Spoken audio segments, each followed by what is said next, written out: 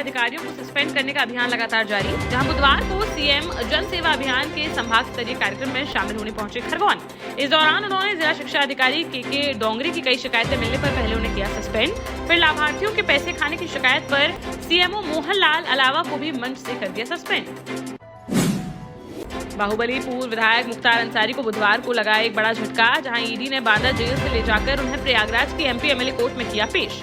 इस दौरान ईडी ने मनी लॉन्ड्रिंग केस में मुख्तार अंसारी की 14 दिनों की मांगी रिमांड, जिस पर कोर्ट ने 10 दिनों की रिमांड को दी मंजूरी। अब 10 दिन ईडी उन्हें कस्टडी रिमांड में लेकर बेटे व साले के बयानों को करेगी क्रॉस चेक। संभल में 70 वर्षीय भाजपा के पूर्व विधायक सत्यप्रकाश गुप्ता का लंबी बीमारी के चलते मंगलवार को हो गया था निधन, जिससे उनके परिवार व समर्थकों में दौड़ी शोक की लहर। बुधवार को भाजपा का झंडा उड़ाकर उन्हें दिया गया सम्मान, फिर ब्रज घाट पर किया गया उनका अंतिम संस्कार। सभी ने नम आंखों से दी उन्हें विदाई। भाजपा के टिकट पर संभल विधानसभा क्षेत्र से जीत दर्ज करने वाले वह रहे हैं इकलौते विधायक। पीएम मोदी पर आपत्तिजनक टिप्पणी करने वाले पूर्व मंत्री राजा पटेरिया को लेकर कांग्रेस में ही देखने को मिल रहा मतभेद।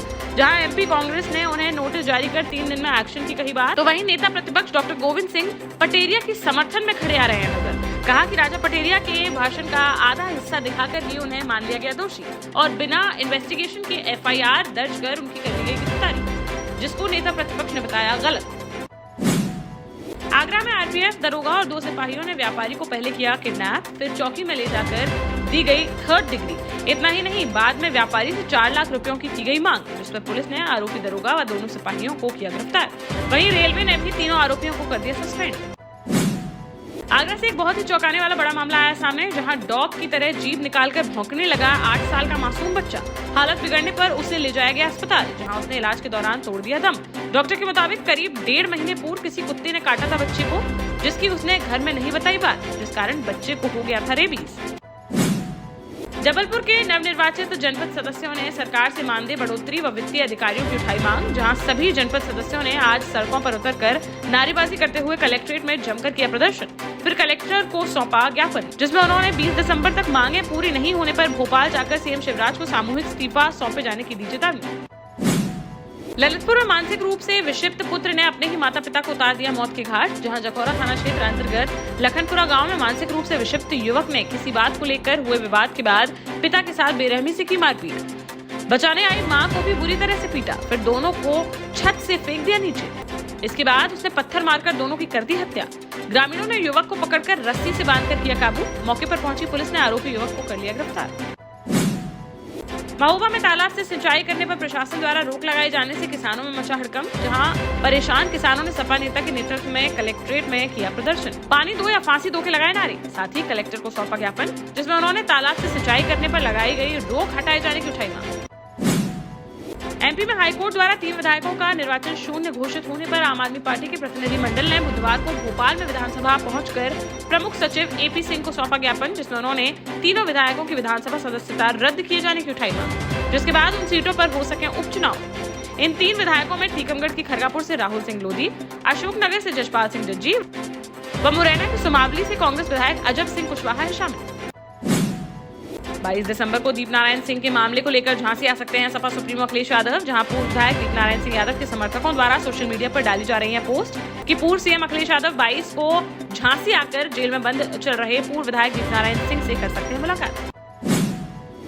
झांसी जिले के मौरानीपुर क्षेत्र के खकौरा गांव में डॉक्टर भीमराव अंबेडकर की मूर्ति हुई क्षतिग्रस्त। मौरानीपुर के एसडीएम मृत्युंजय मिश्रा की सूझबूझ से कुछ ही घंटों में कराई गई मूर्ति की मरम्मत। मूर्ति के साथ तोड़फोड़ की खबर फैलते ही मौके पर जमा हो गई थी भीड़, जिसे पुलिस और प्रशासन के अधिकारियों की सूझबूझ से किया गया नियंत्रित।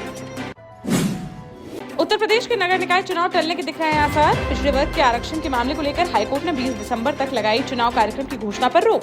आरक्षण के फाइनल होने के साथ ही 1-2 दिन में हो सकती थी चुनाव कार्यक्रम की घोषणा, जिस पर अब गहराने लगे हैं संदेह के बादल। झांसी एसएसपी राजेश एस के निर्देशन में प्रेमनगर थाना पुलिस को मिली बड़ी सफलता, जहां बीते करीब 1.5 माह पूर्व प्रेमनगर व बबीना थाना क्षेत्र के बॉर्डर पर मथुपुरा में 2 लोगों की हथौड़ा व लाठियों से पीटकर कर दी गई थी हत्या। वहीं तीसरा गंभीर रूप से हो गया था घायल। 9 लोगों ने मिलकर इस घटना को दिया था अंजाम, जिसमें से एक आरोपी को पुलिस पहले ही कर चुकी थी गिरफ्तार। वहीं 7 आरोपियों को आज कर लिया गया गिरफ्तार, जिनके पास से घटना में प्रयुक्त हथौड़ा व लाठी की गई बरामद। वहीं 9वें आरोपी की तलाश जारी। जमीन के खरीद फरोख्त के विवाद को लेकर हुई थी ये घटना।